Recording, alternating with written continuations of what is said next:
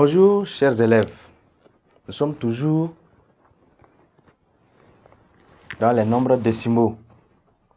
La leçon, c'est les nombres décimaux. Aujourd'hui, nous allons voir comment comparer les nombres décimaux. Donc, la comparaison des nombres décimaux. À la fin de ce cours, vous devrez être capable d'utiliser les symboles inférieurs et les symboles supérieurs dans la comparaison des nombres.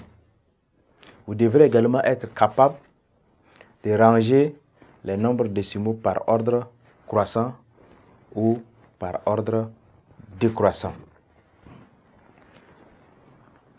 Comparer deux nombres revient à simplement dire que le premier nombre est plus petit ou bien plus grand que le second nombre. Mais si on a plusieurs nombres, on ne compare plus les nombres, mais plutôt on les range.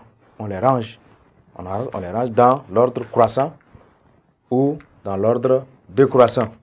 Ranger dans l'ordre croissant, c'est commencer du plus petit au plus grand. Ou bien ranger dans l'ordre décroissant, c'est donc mettre les nombres décimaux du plus grand au plus petit. Donc, nous passons donc à la règle. Je vous demande de prendre le stylo et votre cahier pour noter la règle. La règle dit ceci.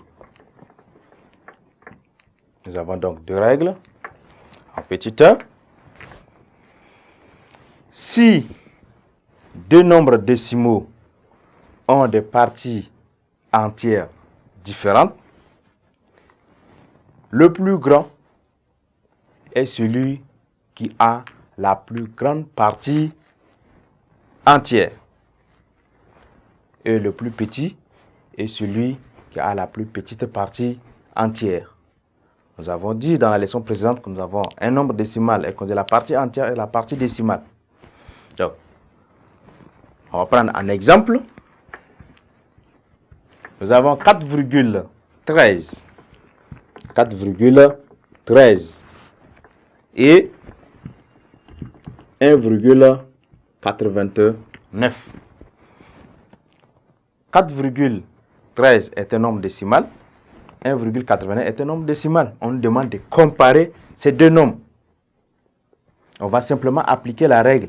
On dit, si les deux nombres ont la partie entière différente, le nombre qui a la plus grande partie entière est plus grand par rapport à celui-là qui a la partie entière petite. Donc nous avons la partie entière de 4,13, c'est 4. Et la partie entière de 1,89, c'est 1. Donc on écrit 4, qui est la partie entière de 4,13. Et 1, la partie entière de 1,89. 4 est plus grand que 1. Donc on utilise donc le symbole de supériorité qui est donc noté comme ça. On dit donc 4 est supérieur à 1. Donc c'est li 4 supérieur à 1. Donc 4 est supérieur à 1. Mais si 4 est supérieur à 1, ça veut dire que 4,13 est supérieur à 1,89. Nous passons à la deuxième règle. Pour comparer deux nombres décimaux ayant la même partie entière, il faut comparer un à un les chiffres de la partie décimale de même rang. Dès qu'on constate une différence dans un rang, on peut conclure du plus petit ou du plus grand. Nous avons un exemple. 12,77. D'accord? Et on a 12,67. 12,67. Nous avons deux nombres décimaux. On demande de comparer.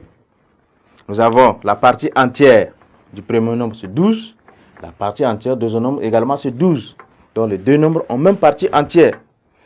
Donc, qu'est-ce qu'on va faire? On va passer donc au premier chiffre après la virgule. Le premier chiffre après la virgule, c'est les chiffres de dixièmes. Le chiffre de dixième de 12,77, c'est 7. Et le chiffre des dixièmes de 12,67 est 6.